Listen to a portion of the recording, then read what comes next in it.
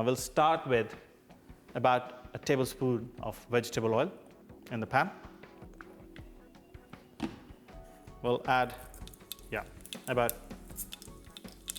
half a teaspoon of mustard seed, about 2 cloves of garlic, half the green chili, and I would add 1 dried red chili here.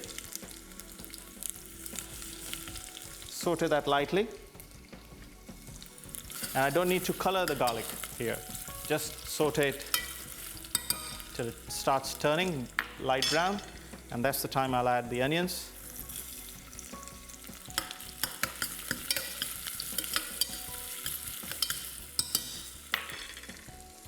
Now, as the onion is getting cooked, I'm going to cut open my lobster tail.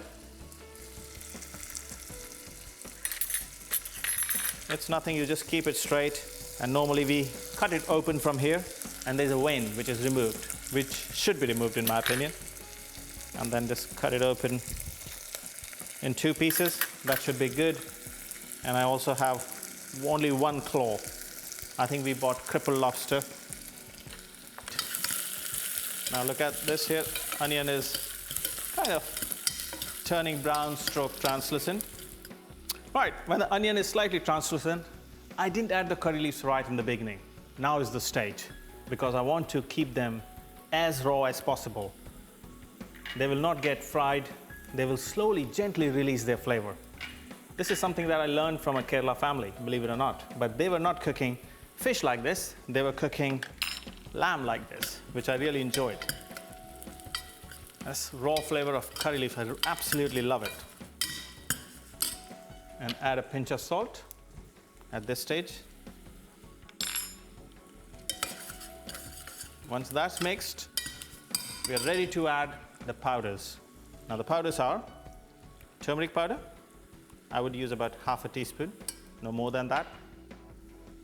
Red chili, I would say 1/4, no more than that, because there's plenty of green chili and there's whole red chili as well. Coriander powder, about 2 teaspoons would go in. I love coriander, so maybe a little bit more. And about another teaspoon of ginger here. That was fine chopped ginger. Just mix it all together.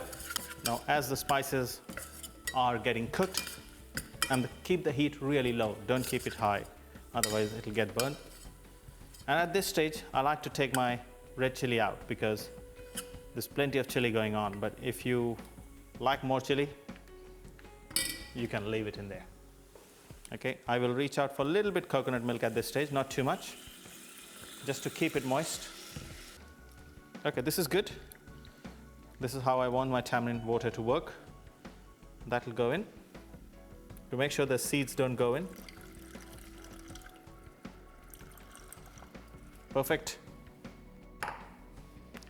That's not done yet. I can add a little more water and make it work again. So it's very cost-effective ingredient.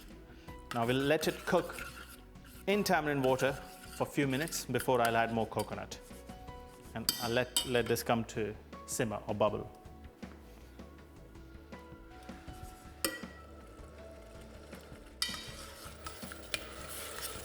Right, bubbles pretty quickly. Power of induction, I say. Okay, and that's good.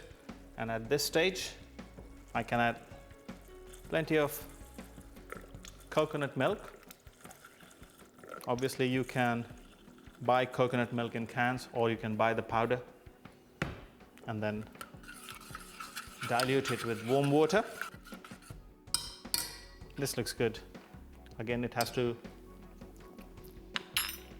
simmer, and it needs more salt. It definitely needs more sour flavor. Come on, this knife. Perfect. This is good. And I will let it simmer slowly on the side. Meanwhile, I can pan fry my lobster. This is a great way to do that. So let's start with a little bit of oil first. Not too much. And as it just heats up, it should be gentle heat, we can add add the lobster. Remember, it's pretty much cooked. All I'm trying to do is just put a little bit of glaze in there, okay?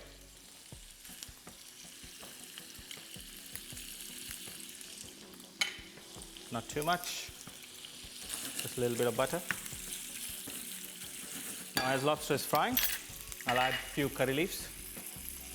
There's one garlic clove left. I'll crush that, put that in there. Some black pepper and pinch of salt. That helps. You could use lemon, not a problem. And a little bit more butter. Mind you, this butter will not be poured back in the sauce. I'll leave it out in the pan. Idea is just to fry the lobster properly, okay? Look at that, it's beautifully done. What I'm gonna do is pull the pan aside, bring the sauce back. This needs to simmer, and after that I'm ready to serve with some rice. Right, the lobster is ready, so is the sauce, and I got some plain steamed stroke boiled rice, okay? We have put that in a bowl like that, a little bit of water, and then we microwaved it, believe it or not. But you can actually just use the hot rice, or if you want to make the cups like this, you can use teacups, in my opinion. Nothing wrong in that. And just take that up. That's absolutely fine. When you put a little bit of water in the rice, the starch works with the heat and it holds the rice together. This one is good. Okay, let's pour the sauce.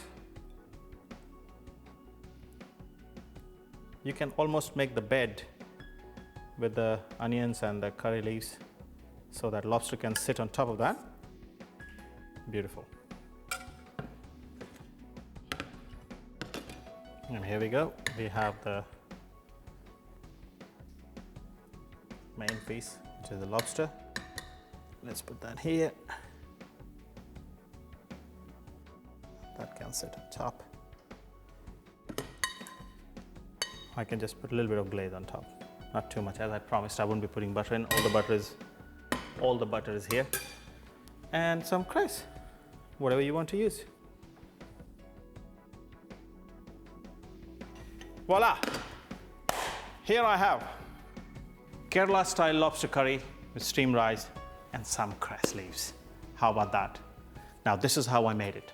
Started with a little bit of oil, mustard seeds, garlic, chilies, sauteed that, and then I added onions. Once the onions were translucent, then I added curry leaves. Then I followed by the powder spices, turmeric powder, red chili powder, and coriander powder.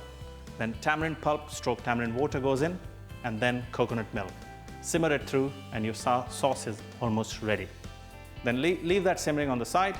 In a fresh pan, I added a little bit of oil and a little bit of butter, and I pan fried the blanched lobster. I also added curry leaves, some garlic, some black pepper. And this is how I served it. I put some rice on the plate, some sauce first, and then the pan fried lobster beautifully garnished, and then put some cress leaves on top. Hope you enjoy.